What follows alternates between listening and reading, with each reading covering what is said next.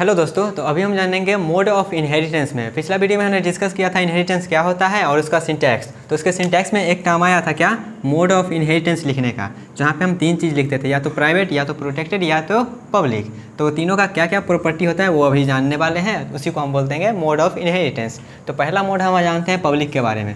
तो public mode जैसे कि हमारा होता है, एक क्लास हमने डिफाइन किया, तो उस क्लास में भी बहुत सारा हम फंक्शन डिफाइन करते हैं, या तो वेरिएबल रहता है या तो फंक्शन रहता है। और उसमें हम क्या करते हैं, उसमें हम यहाँ पे पब्लिक या फिर प्राइवेट या फिर प्रोटेक्टेड लिखते हैं। तो उसको जब इनहेरिट करेंगे तो वो किस मोड में इनहेरिट होगा उसके बारे में देखेंगे। तो पब्लिक हमारा अगर मोड है, अगर हम पब्लिकली कोई चीज़ को इनहेरिट कर रहे हैं तो उसके बारे में लिखा गया है, if we derive a sub class from public base class. अगर बेस क्लास में मेरा कोई टर्म पब्लिक है तो वो बेस सब डिराइव्ड क्लास में कैसे रहेगा, बिहेव करेगा, वो देखने वाले हैं।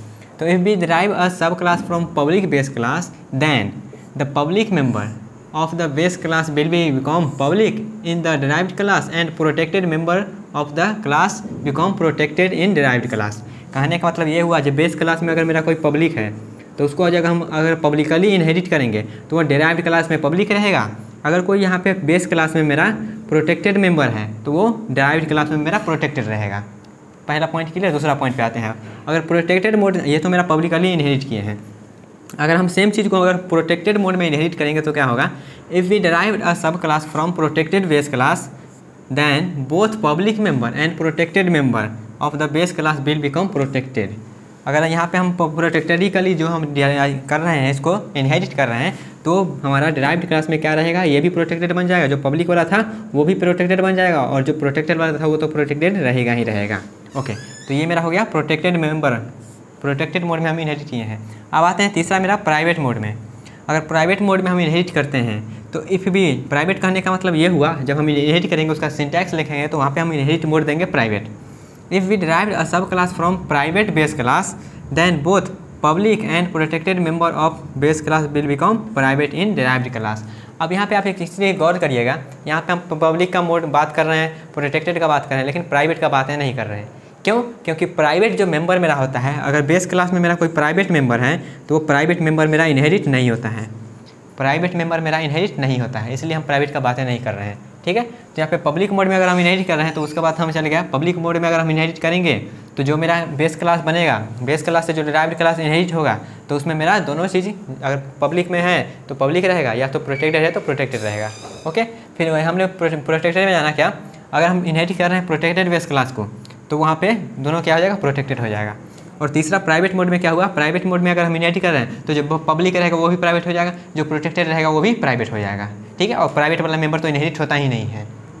ओके, तो इतना चीज़ जो हम बताए हैं अभी, इसको एक टेबल के माध्यम से दर्शाया गया है। जैसे यहाँ पे देखिएगा, हम बेस क्लास, ये जो दिया गया है इसके नीचे ये बेस क्लास वाला टर्म है। बेस क्लास में हमारा क्या हो सकता है, या तो पब्लिक हो सकता है मेंबर, या तो प्रोटेक्टेड हो जाए, या तो प्राइवेट हो सकता है। जैसे कहने का मतलब क्या हुआ, आप क्लास डिफाइन करते हैं तो क्लास में यहाँ पे आप लिखते हैं पब्लिक, प्रोटेक्टेड, जो भी लिखते हैं तो वो वाला ही चीज़ यहाँ पे लिखा गया है। तो बेस क्लास में मेरा या तो पब्लिक हो सकता है, या तो प्रोटेक्टेड हो सकता है, या तो प्राइवेट हो सकता है, या तीनों हो सकता है, तीनों में से कोई भी आ सकता है। तो ये तीनों अगर होता है तो जब हम इनहेरिट करेंगे तो कौन कौन सा इफेक्ट पड़ेगा वो देखते हैं। तो जब हम इनहेरिट करेंगे, अगर पब्लिकली इनहेरिट कर रहे हैं इस क्लास को, जो भी इधर लिखा गया है बेस क्लास में, इसको अगर हम पब्लिकली इनहेरिट करेंगे तो क्या होगा, पब्लिकली अगर हम इनहेरिट करते हैं तो जो पब्लिक रहेगा वो तो पब्लिक बन जाएगा, जो पब्लिक रहेगा वो इनहेरिट करेंगे तो उसमें भी पब्लिक आएगा। जो मेरा प्रोटेक्टेड था बेस क्लास में, जो मेरा प्रोटेक्टेड था, अगर उसको हम पब्लिकली इनहेरिट करें तो वो भी प्रोटेक्टेड बनेगा।